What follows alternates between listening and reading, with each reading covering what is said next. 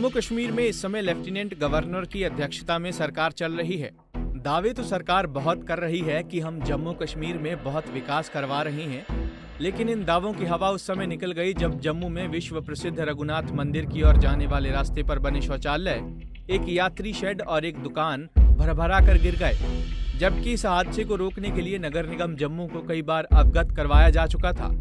बावजूद इसके जम्मू म्युनिसिपल की ठीक नाक के नीचे ये दुकान, शौचालय और यात्री शेड धराशायी हो गया।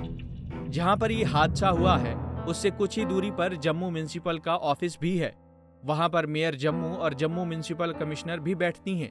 उनको जम्मू की सुंदरता का जिम्मा भी सौंपा गया है, लेकिन कई बार गुहार लगाने के बाद भी आज तक इसको ठीक नहीं किया गया, जिसका परिणाम एक बड़े हादसे के रूप में सबके सामने आ गया। गनीमत ये रही कि लॉकडाउन के चलते सड़क पर कोई आवाजाही नहीं थी, जबकि इस सड़क पर सैकड़ों वाहन रोजाना दौड़ते हैं। अगर लॉकडाउन ना होता तो कई वाहन चालक भी इसकी चपेट में आ सकते थे। देखिए, ये हरी मार्केट में मेरी शॉप थी।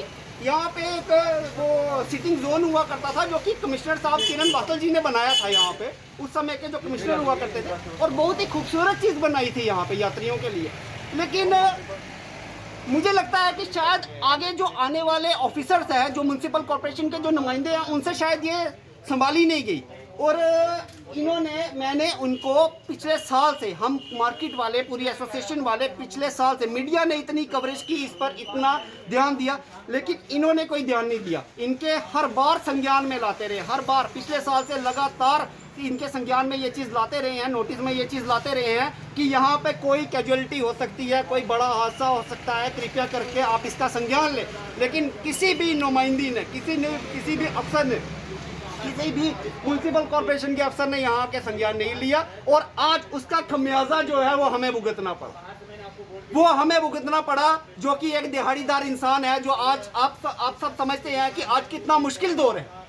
आज वो दौर है जहाँ पे एक गरीब इंसान कोरोना से बाद में मरता है, पहले भूख से मरता है। सुबह सुबह यहाँ पर आया और अपना सामान निकालने लगा, लेकिन ये घटना जो हुई इसने इतना मौका नहीं दिया कि हम कुछ भी कर सके। ऐसा लगता, आप हमारा यकीन माने कि ऐसा लगा जैसे भूकंप आ गया एकदम से और बिल्कुल सारी धरती जो है ऐसे हिलने लगी। और आप देख सकते हैं कि वो यहाँ तक तो किसी ने सोचा भी नहीं था कि ये कैजुअलिटी जो है इतनी दूर तक आ जाएगी। क्या कुछ लोग भी जहाँ पे मौजूद थे जब ये कैजुअलिटी हुई? सर, यहाँ पर 6 लेबर लगी थी, 5 से 6 तक लेबर लगी थी, जिनको हमने आवाज़ दे के बचाया। अगर अब आज हम नहीं उनको बचाते तो यहाँ पर 4 लाशें दफन होती। ये मेरी शॉप है सर, ये मेरी शॉप थी जो मैंने इनको बहुत दफ़ा इसीलिए बोला, मैंने कहा सर मेरी शॉप है, ये प्लीज़ आप यहाँ पे संज्ञान ले आके प्लीज़ संज्ञान ले, नहीं तो कोई बड़ी कैजुअलिटी हो सकती है। किसके अंडर आता है ये म्युनिसिपल कॉर्पोरेशन के अंडर आता है। तो उसमें काम किसने करवाया था जहाँ पे?